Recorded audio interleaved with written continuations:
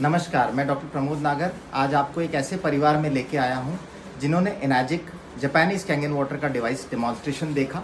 उन्हें डिवाइस समझ में आया, उन्होंने देखा कि कैंगन वाटर हमारे जीवन में क्या कर सकता है, कितने फ़ायदे ला सकता है। लेकिन कई बार बजट का इशू आ जाता है, हम लोग कॉस्ट पे जा कर के अटक जाते हैं और कहीं ना कहीं किसी दूसरे डिवाइस पर लैंड अप कर जाते हैं बजट की वजह से। तो इस परिवार ने भी डिवाइस खरीदा जो इकोटेक के नाम से है, वाटर आयनाइजर है।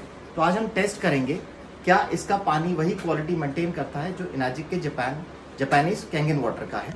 तो हम टेस्ट चालू करते हैं। सबसे पहले हम 2 प्याज टेस्ट करेंगे कि इनमें पेस्टिसाइड है कि नहीं। ये पानी एनाजिक के डिवाइस से निकला हुआ है, 11.5 pH का पानी है जो हम पेस्टिसाइड रिमूव करने के काम में लेते हैं। तो हम 1 ग्लास में ये पानी ले लेते हैं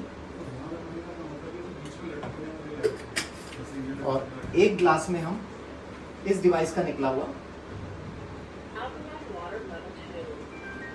होता है 1.5 के फ्लो पे, और हाईएस्ट pH का जो पानी है वो 10.8 pH का पानी है, इसमें ले लेते हैं।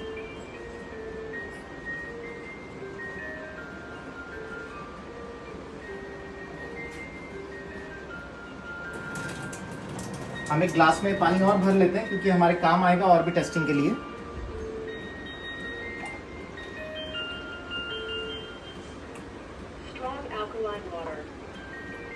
आप जैसा कि सुन पा रहे होंगे, डिवाइस कह रहा है कि ये स्ट्रॉन्ग एल्कलाइन वाटर है, डिवाइस का सबसे स्ट्रॉन्गेस्ट एल्कलाइन वाटर जिसकी टेस्टिंग हम लोग करने वाले हैं। तो एक टेस्ट हमने ही किया, कैंगन वाटर 11.5 एनाजिक का निकला हुआ इस ग्लास में ले लिया और प्याज हमने इसमें डाल दिया, और एक में हमने इस डिवाइस का निकला हुआ इकोटेक आयनाइजर का हाईएस्ट एल्कलाइन वाटर जो है हमने इस ग्लास में ले लिया। हम इसे 5 से 10 मिनट के लिए छोड़ देते हैं और हम दोबारा देखेंगे इनके साथ क्या होता है, पेस्टिसाइड निकलता है या नहीं। पेस्टिसाइड निकालने की प्रॉपर्टी जो है हाईएस्ट एल्कलाइन वाटर में आती है उसके इमल्सिफिकेशन की प्रॉपर्टी की वजह से। तो हम ऑयल से ये भी टेस्ट करते हैं क्या ये पानी इमल्सिफिकेशन की प्रॉपर्टी रखता है। तो मैं कच्ची घाड़ी का तेल ले रहा हूँ, ये तिल का तेल है। आप टेस्ट करने के लिए सरसों का तेल ले सकते हो, मूंगफली का तेल ले सकते हो। 2 ग्लास में बराबर मैं तेल ले लेता हूँ कच्ची घाड़ी का।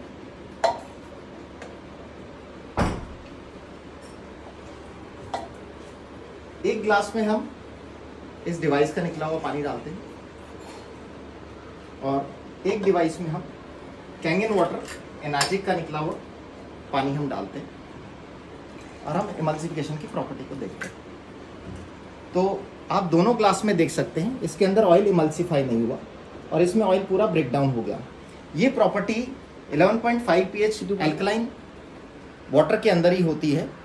और जब आप इस तरह का पानी लेते हैं 2 ग्लास 4 ग्लास डिपेंडिंग, क्योंकि कैंसर के लिए रिकमेंडेड है, कहीं जगह पर जो कैंसर स्पेशलिस्ट हैं उन्होंने कहा है कि कैंसर पेशेंट को आप 1.5 लीटर इस तरह का इमल्सिफाई करने वाला पानी अगर रेगुलर पिलाते हैं तो उसे कैंसर सेल्स जो है खत्म करने में मदद मिलती है।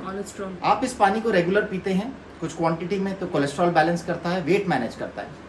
लेकिन अगर ये ऑयल वैसा का वैसा है और इसमें इमल्सिफिकेशन नहीं हो पा रहा तो शायद ये पानी हमें वो बेनिफिट ना दे पाए जो हमने कैंगन वाटर के डेमोन्स्ट्रेशन में देखा है इमल्सिफिकेशन का।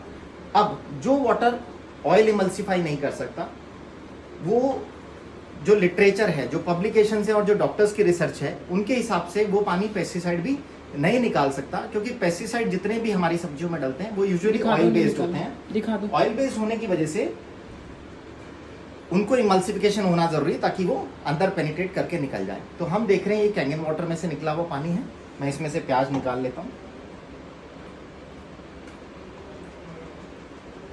ये कैंगन वाटर एनाजिक का 11.5 का पानी है और हम इस डिवाइस का भी पानी देख लेते हैं।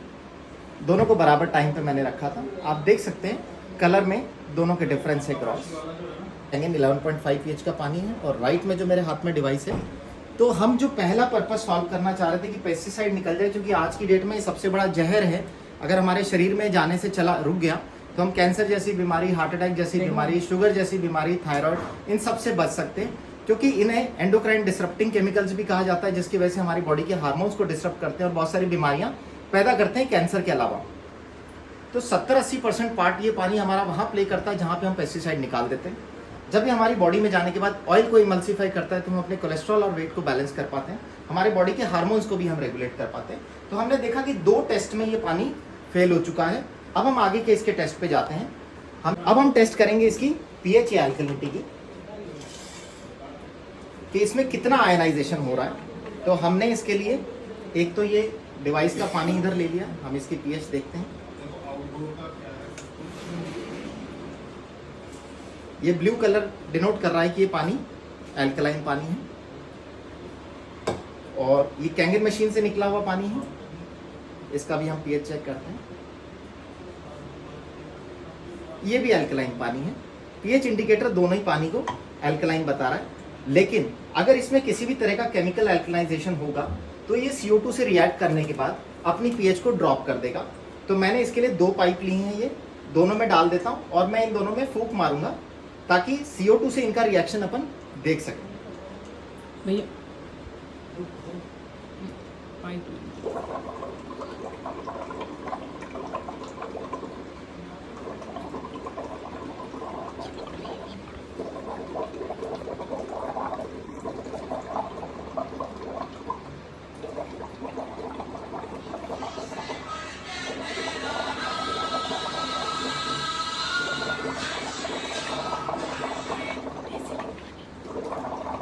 होगा खाना ऐसे भी होगा खाना।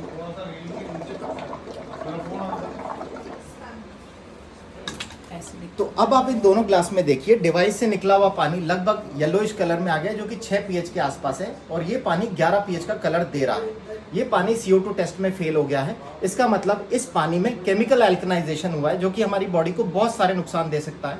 हमारे बॉडी का पोटेशियम लेवल बढ़ा सकता है, हमारी लंबे टाइम में इंटेस्टाइन की जो विलाई है उसे खत्म कर देगा और हमारे डाइजेस्टिव प्रोसेस को खराब करेगा। तो ये पानी लंबे समय आप पिएंगे तो आपके शरीर को खराब कर देगा, क्योंकि ये CO2 टेस्ट में फेल हो गया है और ये केमिकली एल्कलाइन वाटर है, ना कि आयनाइज्ड एल्कलाइन वाटर है।